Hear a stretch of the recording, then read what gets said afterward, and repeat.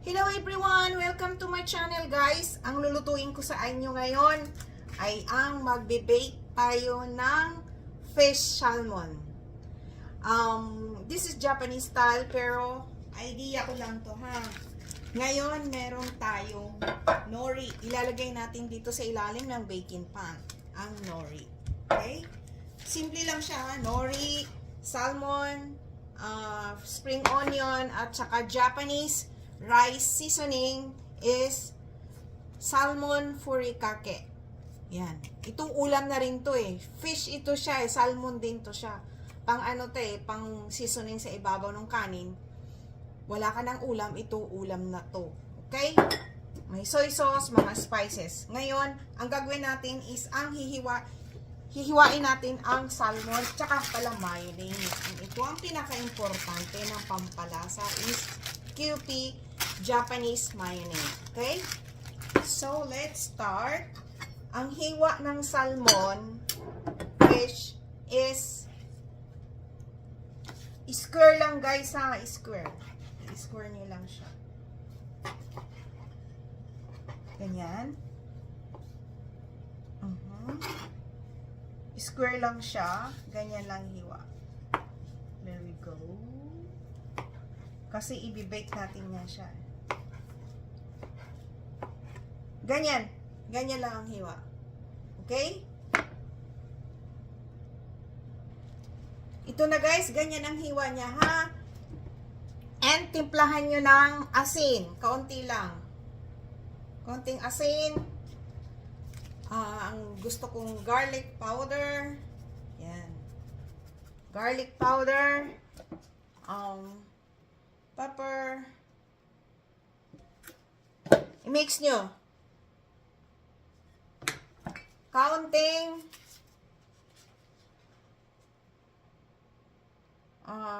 sesame oil. 1 teaspoon lang siya. Mix. Para mag-absorb yung ano niya. Dagdagan nyo pa guys ng garlic powder. Para mag-absorb yung lasa niya. Okay? Ngayon gagawa tayo guys ng sauce. Tabi lang yan. Sauce niya.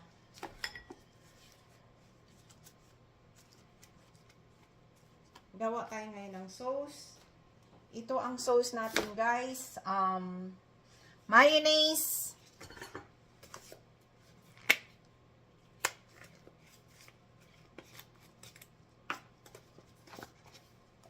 3 tablespoon ng mayonnaise.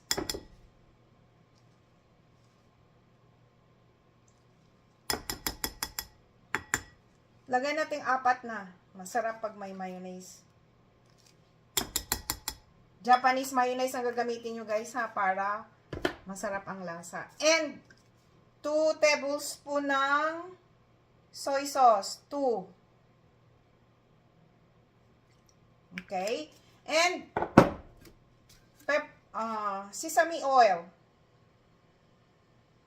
Half tablespoon lang ng sesame oil.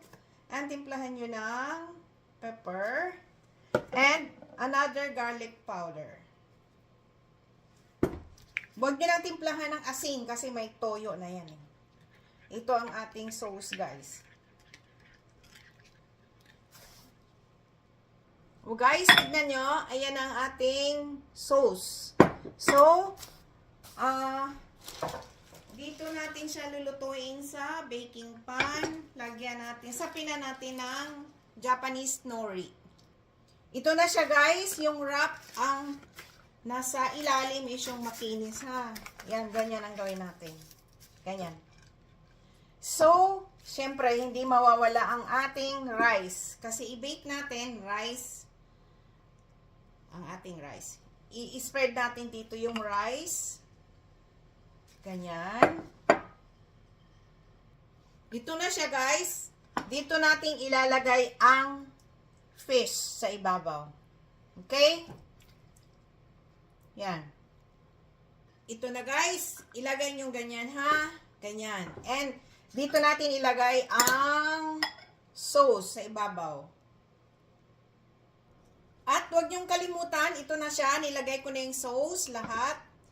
Lagyan niyo pa ng mayonnaise sa ibabaw, guys. Yan.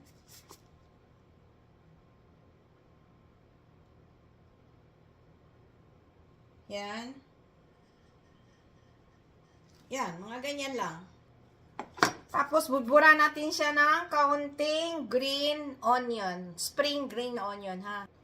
Ready to bake na siya, guys. So, ang oven niyo is 400 degrees Celsius and lutuin nyo siya ng 15 to 20 minutes. Kailangan maging brown lang yung ibabaw para luto, alam nyo na luto ang isda sa ibabaw, ang fish ng salmon, okay?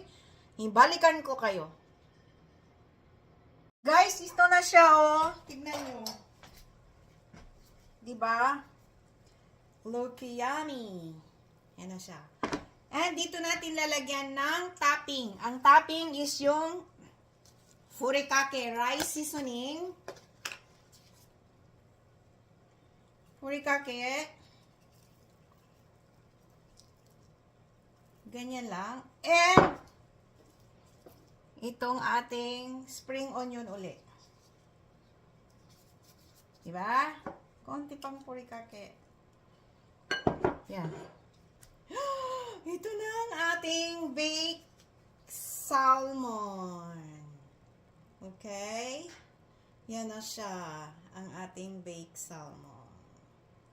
So, dito natin siya titikman. Tikim tayo, ha?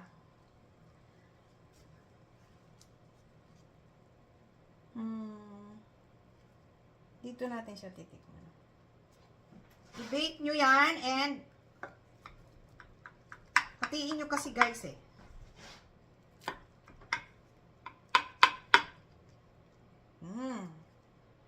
Ano nyo naman. Wait lang, ha. Tikman natin, ha. Ayan na, oh. Tignan nyo. Yan na siya, oh. Nandyan yung nori sa ilalim. Ang init. Harap. Grabe.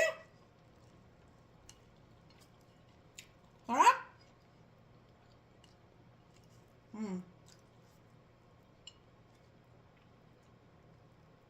Yan na siya. Oh my God. Yummy.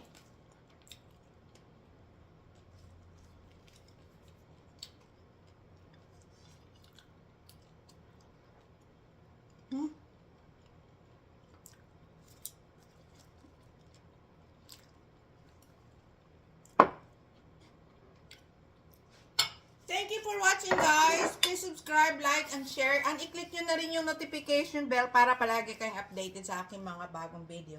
Bye! God bless all! Hindi na siya masyado mainit.